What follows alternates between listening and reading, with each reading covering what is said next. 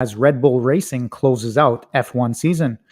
With the curtain closing on the 2022 race schedule in Abu Dhabi on the 20th of November, the Red Bull team cars featured an NFT on their livery in what is being called a first in F1. The Red Bull Racing struck a deal with crypto exchange Bybit as a principal team partner in February of 2022. And there are other cryptocurrency firms sponsoring teams in Formula One as well. There's going to be the logo featuring alongside Lei the Lightning Azuki from the anime-inspired Azuki collection. Red Bull Racing's Lei the Lightning Azuki will be a limited edition version of number 8494 to be minted on Tezos blockchain and available through Bybit's NFT marketplace. What do you think about that, Luke? Well, I think sponsorships is a difficult topic, right? I mean, especially now after FTX news. I mean, I don't know. It's just my subjective, personal opinion. I think a lot of people kind of are very skeptical about these sponsorships because, of course, if you look at typical brand awareness marketing, those deals, are kind of, there are some iconic deals that helped brands enormously. But after, Steph Curry and some of the top athletes in the US being involved, connected to FTX, everyone is, I know, I follow the NBA community. So I know there are some arenas and sponsored by crypto.com. And I think it's a bit unfortunate that some of the good players are now scrutinized possibly for possible fraud or other kind of mischievous behaviors. So I think I'm all in favor of crypto being in front of everyone's kind of eyeballs, but I think the sponsorship probably is not going to be the best leverage for their marketing spend in the next few months or a year until maybe the sentiment about crypto changes slightly in the mass media.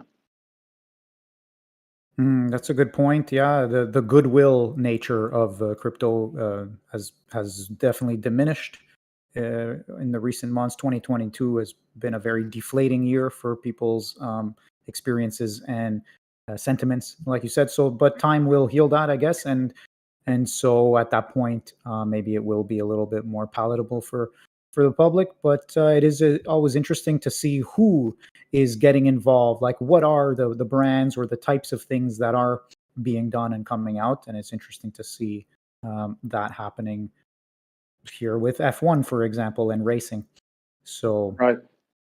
Yeah. I think the stuff that is behind the scenes, like the actual substance, needs to catch up with marketing sometimes, because some of those larger companies, they spend more on marketing than they actually spend on building stuff. So I think, and that's probably, if it flips and people see actually real products being built, then they'll be more accepting towards the highly visible promotion. And interestingly, speaking of promotion, because a lot of this is promotion, and part of that aspect is like, how do you get people involved? How do you keep them involved? How do you get them excited, talking about it and the buzz and all of that? And so in that case, we have another story here. Mattel launches, just to be clear there, the Red Bull Racing F1 season story is from Cointelegraph.com. The next story, Mattel launches NFT marketplace with Hot Wheels collection. So this is again back to the phygital aspect, the connecting to a physical item. A global toy company, Mattel, has launched its own non-fungible token marketplace, NFT marketplace, on Mattel Creations, the company's direct-to-consumer platform, expanding its lineup of digital collectibles from its portfolio of iconic brands. So far, Mattel has released NFT collections for Barbie and Hot Wheel franchises. So the Mattel Creations digital collectibles marketplace is built on the Flow blockchain, which also powers NBA Top Shot platform. So this new NFT marketplace was made for mainstream consumers and will not require users to own cryptocurrency to make purchases. The launch will comprise of artwork featuring 60 cars from brands like McLaren, Aston Martin, and more. Each pack is priced at $25 each and includes 7 Hot Wheels NFTs of varying rarity levels, with the rarest collectibles redeemable for physical diecast replicas. So that seems an interesting use case. What do you think about that, Luke? Well, I haven't looked at this particular one, but it sounds really interesting. And I think there are some, as I said earlier, some high-profile brands entering the space. So I think to be honest, I think it's probably a good opportunity to get into some of to follow some of the brands that people like and love, or maybe have sentiment for, to own something at a decent price at the moment. I haven't looked at their kind of concept and what's behind it, but it's definitely the right time to to purchase some of them if someone is kind of interested and loves those brands. Yeah, good point. It also seems like a good time to be building this sort of thing. They're making their own little marketplace, and it's going to include being able to get these NFT packs, and then they'll have rarities. And maybe if you have a rare enough one, you can redeem it for the physical, or keep the NFT, whatever. But it's just an interesting idea, and it's about building these opportunities so that as people continue building them, they will evolve and mature and grow into what we're all expecting to happen, which is all these various use cases coming out. And so that's pretty cool. Well, that one is from coindesk.com. And the next one is also some ad campaigns relating to Ronaldo NFTs, Binance, and their global ad campaign. So there was the NFT collection named the CR7 NFT collection. And it's the first in a series of drops for heralding Ronaldo's legacy. They launched exclusively on Binance's NFT marketplace and feature 7 animated figures depicting iconic moments from his career, organized into 4 rarity levels. And then for this one, the NFT tiers come with perks, exclusive perks like personal message from Ronaldo, autographed merchandise, guaranteed access for future drops, and free mystery boxes for new signups. And this 60-second spot running on TV across 74 countries and 28 languages. So how's that for potential awareness creation? Yeah, I think it's amazing. I think it's a great example of, and I really hope that it goes well and everyone is happy about this collection, and and Binance also does well, and it's a credible, of course, platform to do it with.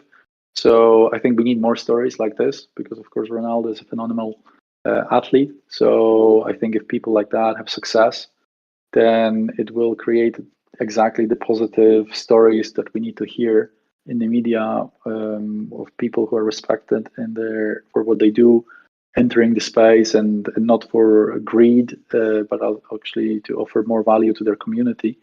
And I think it's a nice example of that.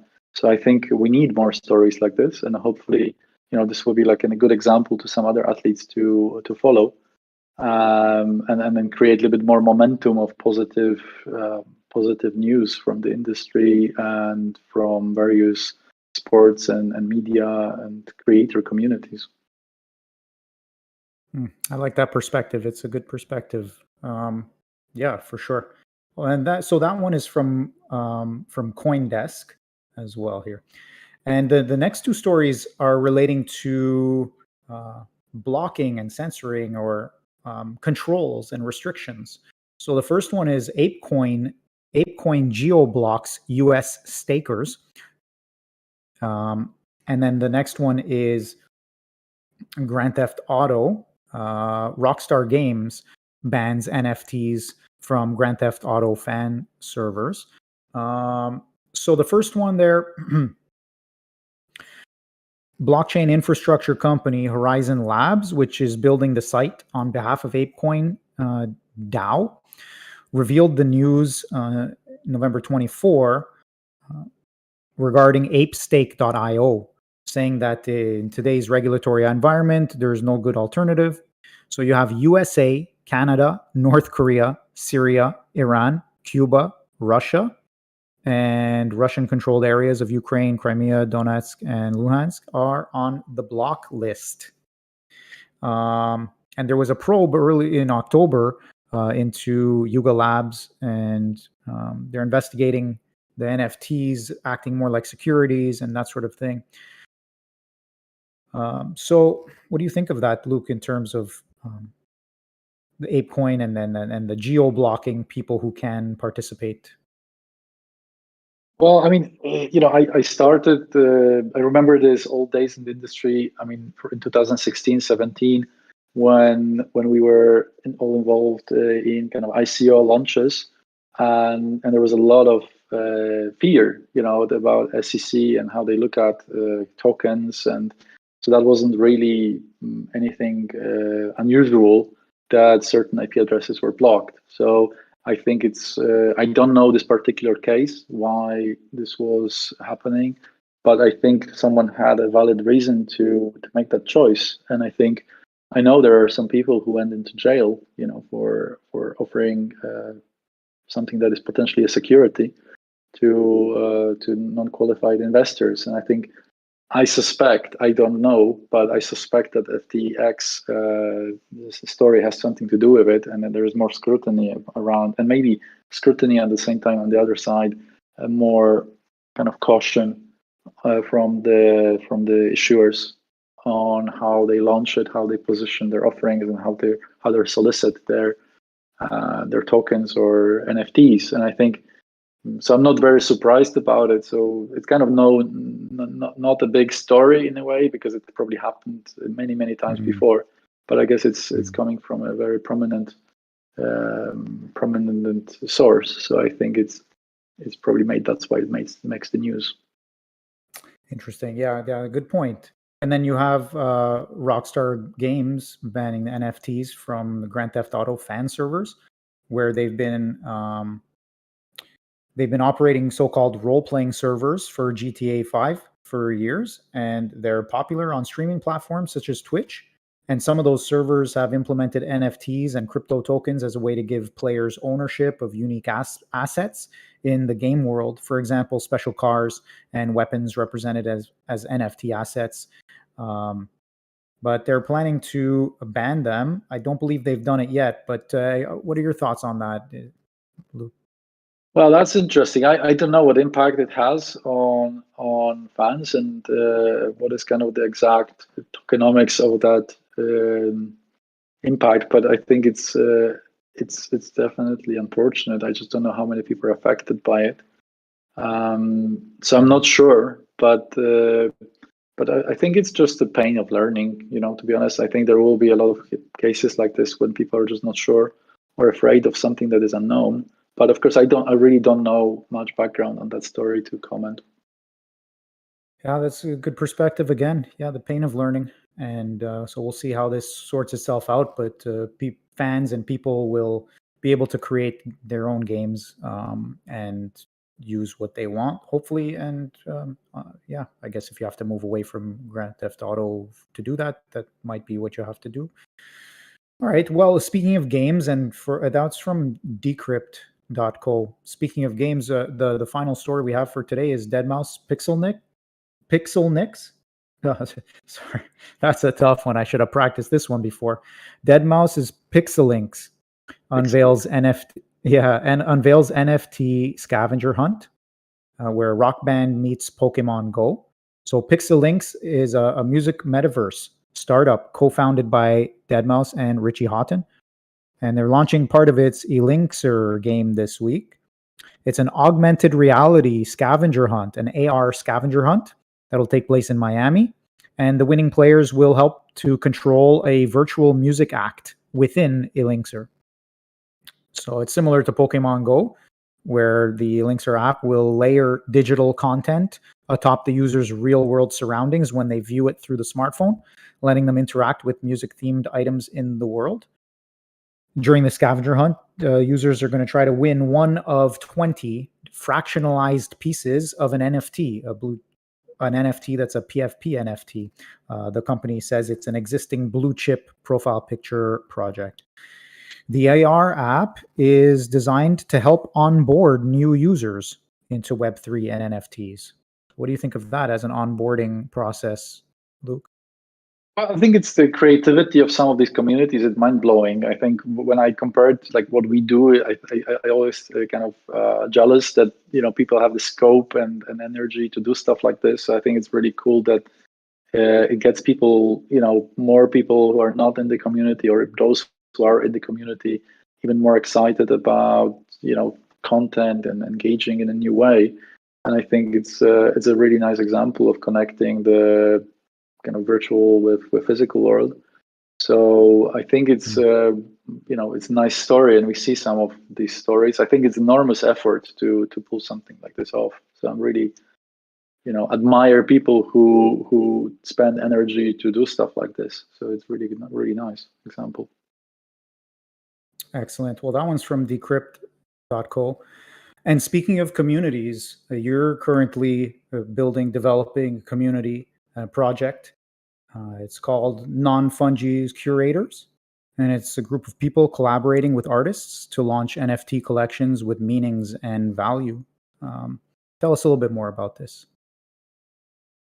Yeah, so I think Non-Fungies was our own product at WOT. So we initiated the project from our company out of the need because we got some inquiries from artists who were interested in launching their collections, and we looked around actually at what's available, and we found marketplaces, we found individual developers, and we got a little bit frustrated that actually artists don't have a good place where they can get a fair deal to launch their collection that is properly owned by them, with a customized beautiful interface to their artwork, to their collection, and also get some support with marketing, and without being kind of ripped off either by a lawyer or by maybe some developer or some other kind of marketing company. So that was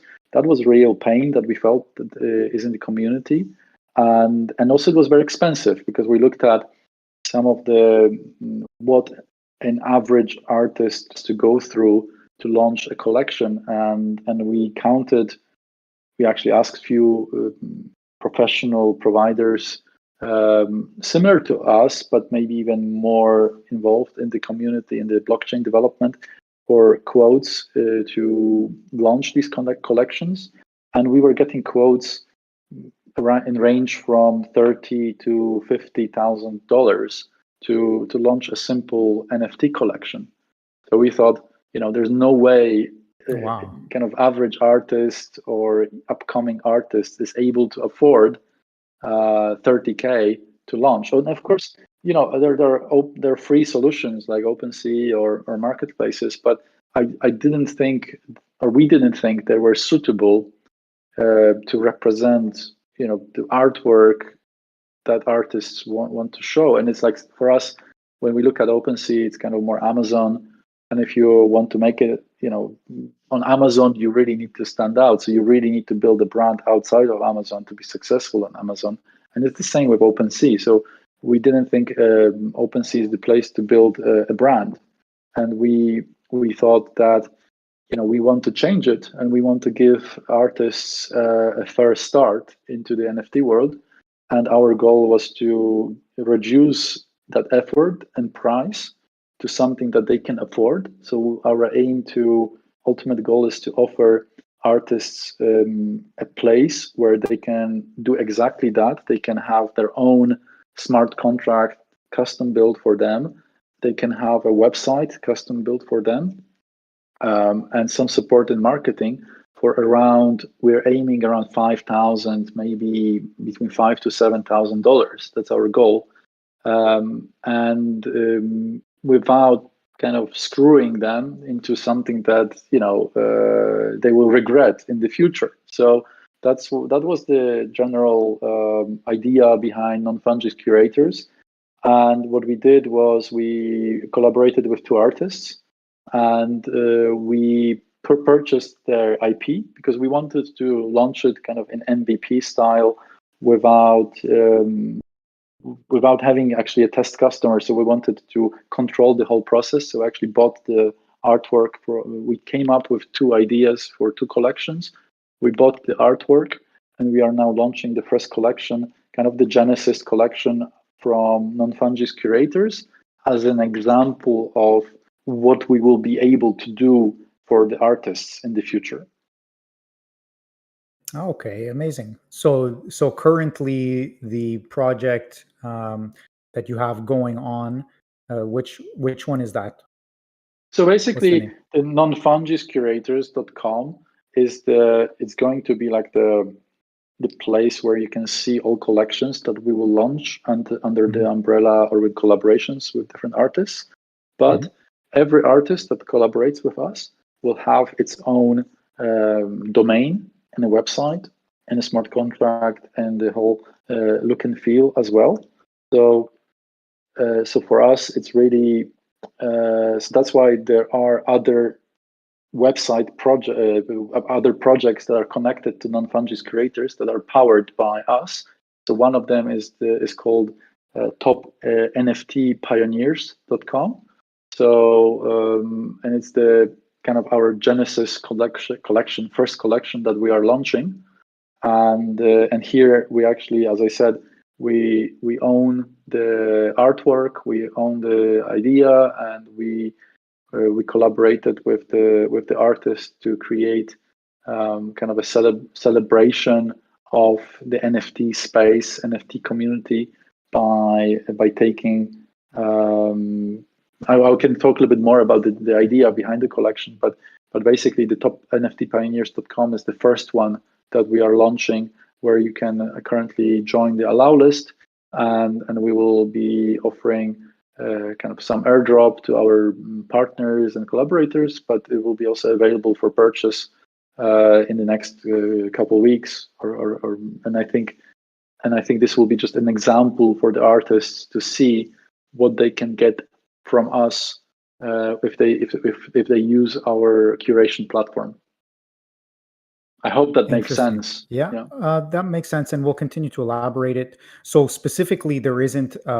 Is there a non-fungi curator specific NFT, or is it more that you're buying, you're purchasing, for example, the top pioneers collection Right. A NFT? good question, right? I mean, we basically think about it this way.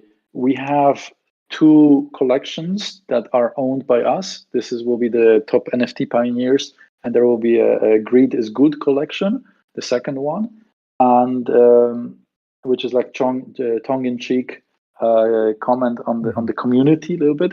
But those two collections are owned by Non-Fungies Curators, and we see them as our Genesis collections.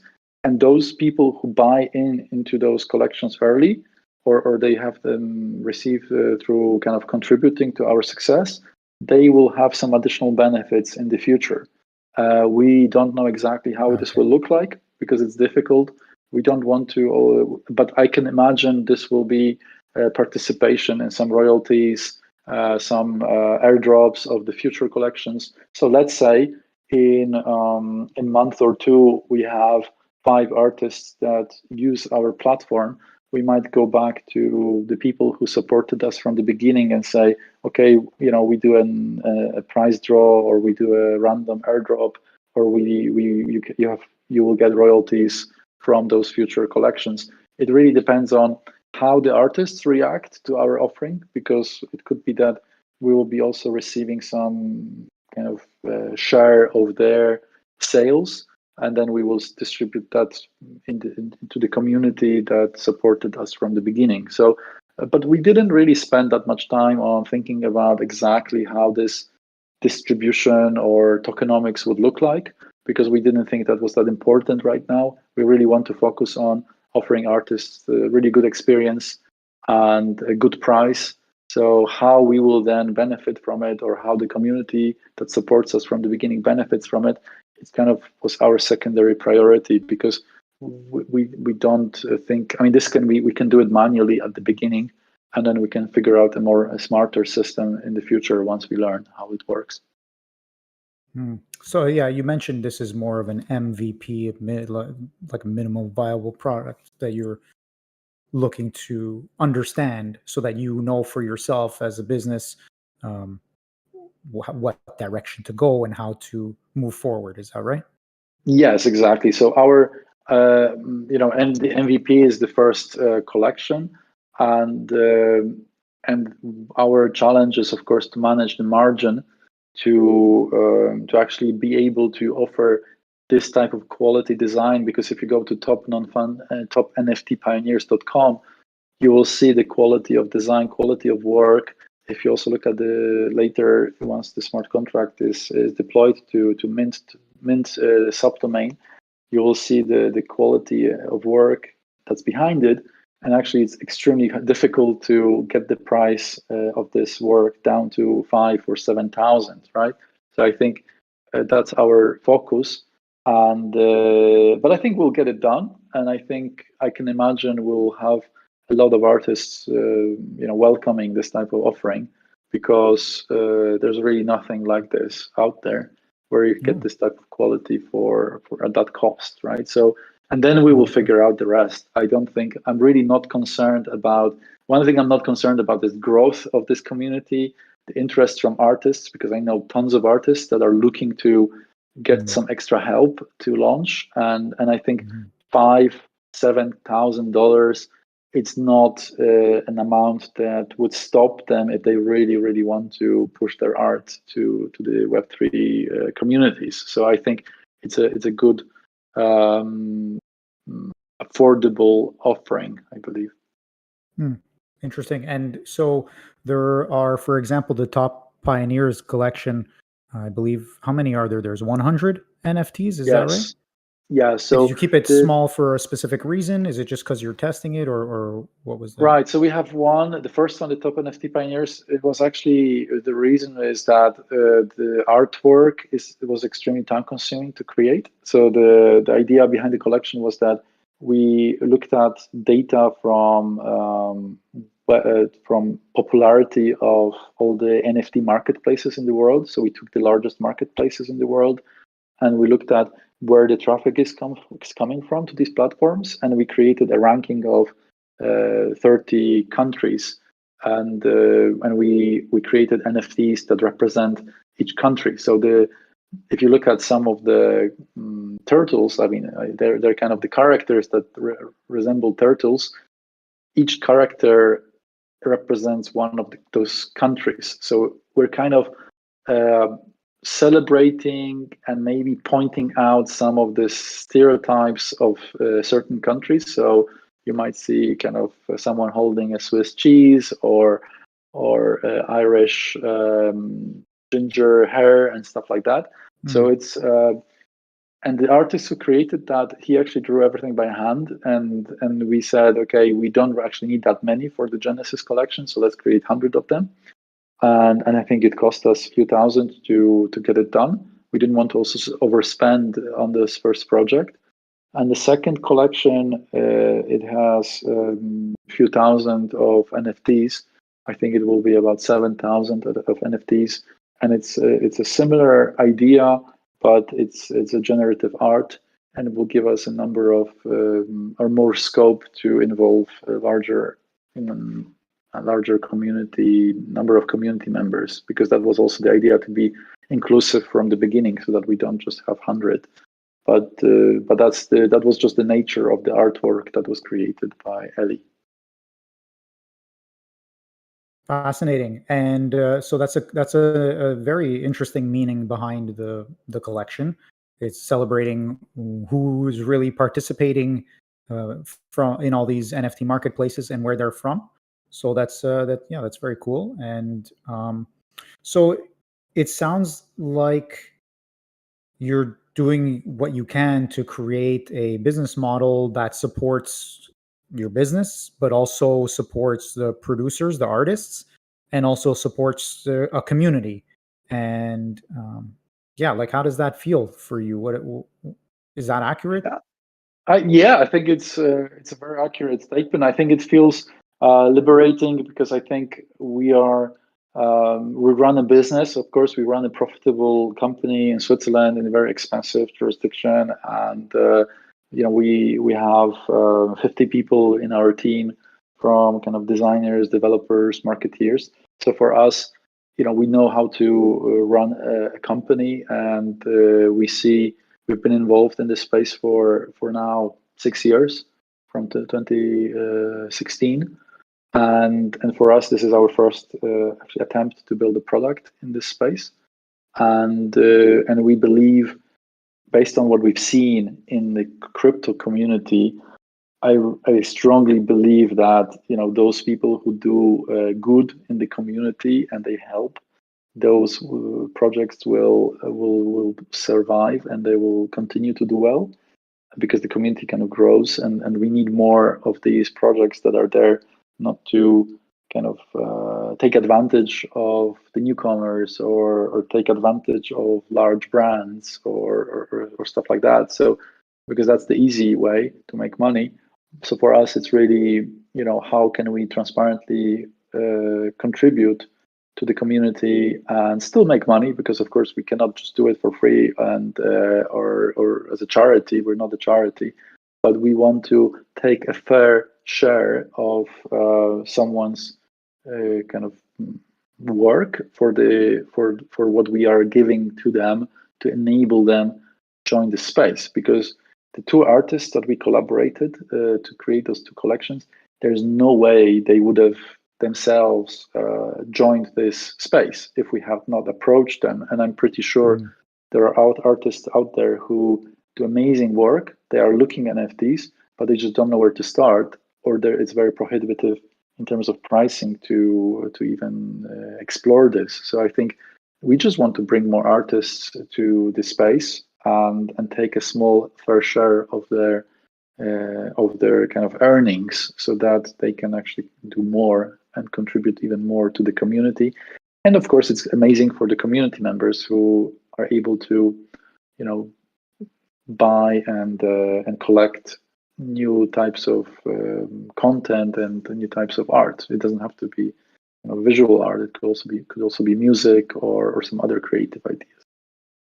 Yeah, actually, good point. That's a good segue because you were kind of mentioning what I was going to ask, that there are different types of NFT media that were referenced. There was images, videos, audio, and more. So, what are your thoughts on this generally, and where do you think it leads? Like, how do you see this unfolding? Maybe specifically for your project, and then maybe in the wider space as well, as NFT media kind of starts to evolve, and how people use NFTs for the media stuff that they share or view. I think it's, of course, open to creativity of people who participate. I mean, we're building this as a kind of agnostic. We're agnostic to the type of format people decide to use, and also, there will be a bespoke kind of offering to, if someone comes up with a different idea and they cannot use the standard setup that we prepare, like the productized setup, then maybe we'll have to adapt it. But we are extremely open to explore those new avenues.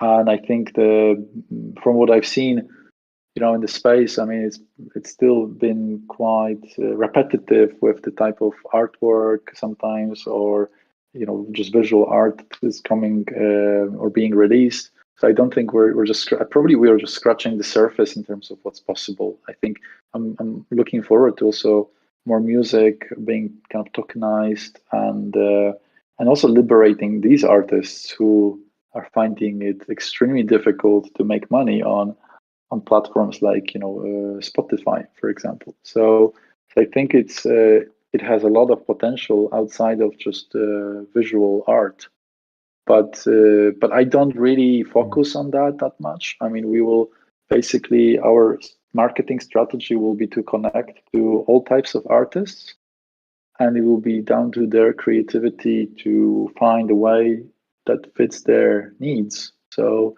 So I think it will be fascinating for myself as well to observe, what type of artists we attract and where we end up in 1 year.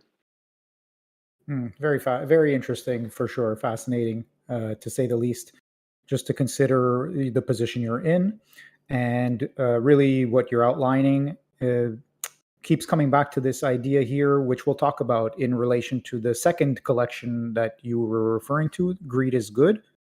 And basically, the idea is that there's a double edged sword there. On the one side, thanks to financial upside, the community gets lots of attention and it helps to fund and develop underlying technology. But on the other hand, there's short term greed that can be toxic, and focusing on money can create noise and make it difficult to distinguish between projects that contribute to the community versus those that basically suck value or rug pull or that kind of thing.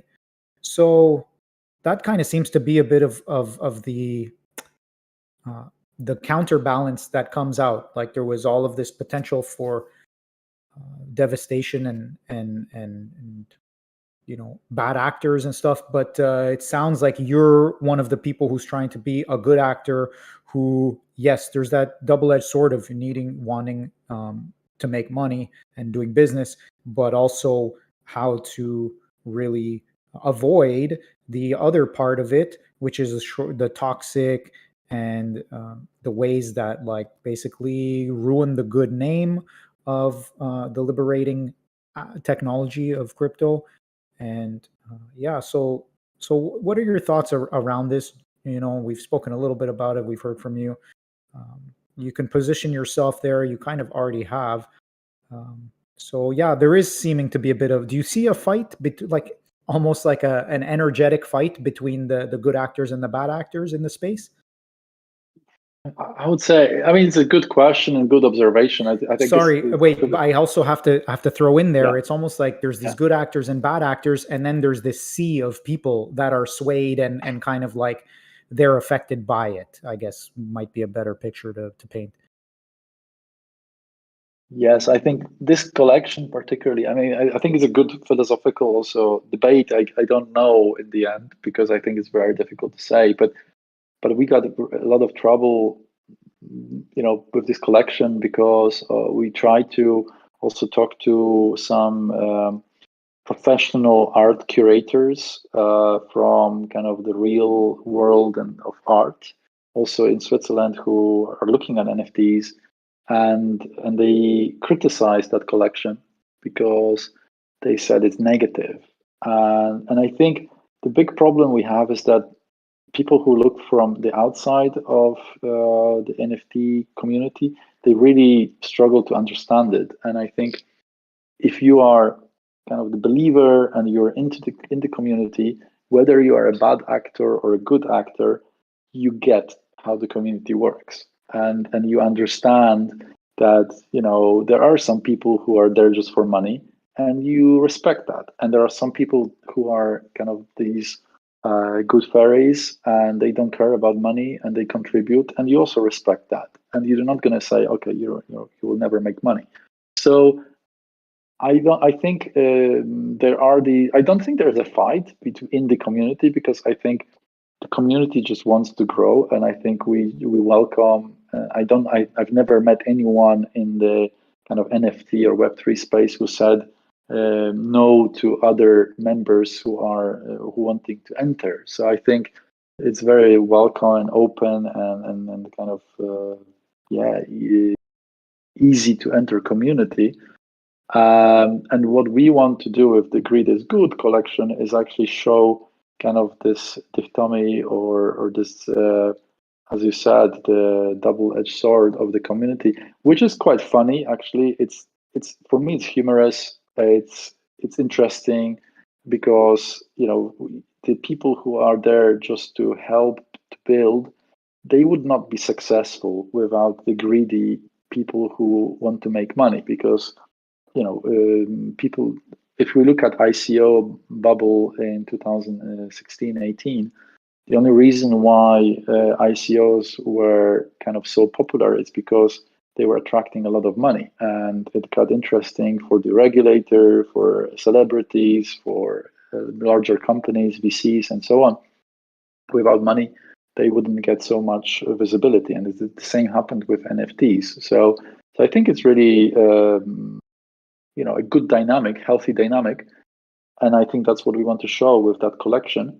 And I think it will be interesting if people get it, because I think we actually don't care that much if we sell out these collections or if they really take off. But I'm just really interested how it will be received by the community, because I know from the physical world, like real world, they don't really understand it. So I think I don't expect a lot of traction outside of the NFT community. Okay, It yeah, really that doesn't makes answer sense. your So, question probably, but no, it but does. It does enough. I mean, it's a very big question, and you're right. It's a very a philosophical one, really. And it seems like whenever there is money involved, there will be bad actors who try and get it in what we might call not nice ways, and fraudulent ways, even sometimes. Um, and so I guess the big deal is like just figuring out how we can stop ourselves from getting scammed or phished or other things like that, and be able to participate in the healthy communities where, yeah, there are people who are looking to get money, but also it's a safe place where you're not going to really get hurt. But maybe there it again, will be yeah, very difficult to get to that yeah, vision. I think there will be, yeah, people who try to scam you all the time as soon as there's money involved. So I think it will be just difficult. I think people just need to be educated on it, and it's not very different to other scams in other areas, and in financial services and so on. So I think, or yeah. credit cards and so on. So I think people are just probably a bit sensitive right now, depending on the media sentiment that's happening, right? Yeah, right on. Well, yeah, exactly. I mean, hopefully over time, the bad actors, they come and go, but the best ones stick around, and those communities grow and get stronger, and people can find the healthy places more easily, and it's more available. And yeah, we're looking forward to that future. And it sounds like Luke, you're trying to do your part to help build that for everyone involved. So thank you for joining us to talk about that today. Is there anything that we missed around non-fungies, or anything else you wanted to refer to today? No, I think it would be just awesome if I can drop the either the Twitter handle. So it's Please do. NFungies Curators on Twitter, and we're also, I think the best place probably to go right now is the topnftpioneers.com, and that's kind of our first collection. It's powered by Non-Fungies. There you will also be able to find links to our Twitter and my Twitter handle. If someone on the show is also interested in launching or the collection, so they can also ping me on at LukeSZ on Twitter. So I'm there, and it will be awesome to get some feedback, because what we're looking for is feedback at this stage. As I said, we don't really look to have a huge financial success from these two collections. We're also not greedy about it. So we're looking to learn right now and attract artists who want to collaborate. Excellent. Well, wishing you all the best in that, and please come back around and tell us how it's going, and when you're launching new collections or any other updates you want to provide. Amazing. And thanks, Giuliano, for amazing conversation and awesome questions and your hospitality today. That was really good. Thank you so much. And thanks My everyone for pleasure. joining to listen. Yeah, thank you everyone for joining to listen, and it's been my pleasure to have you here today, Luke. You've been a great guest, and yeah, look forward to the next time. So everyone, join us for the next Tokel Talk. Keep an eye out to the announcements for further details. Thank you for your continuing to listen, to download, and to share this podcast with others. To keep up to date with the latest, follow us on Twitter at Tokel Platform, and join our community in the Tokel Discord. Take care, everyone. We'll talk again soon. Goodbye.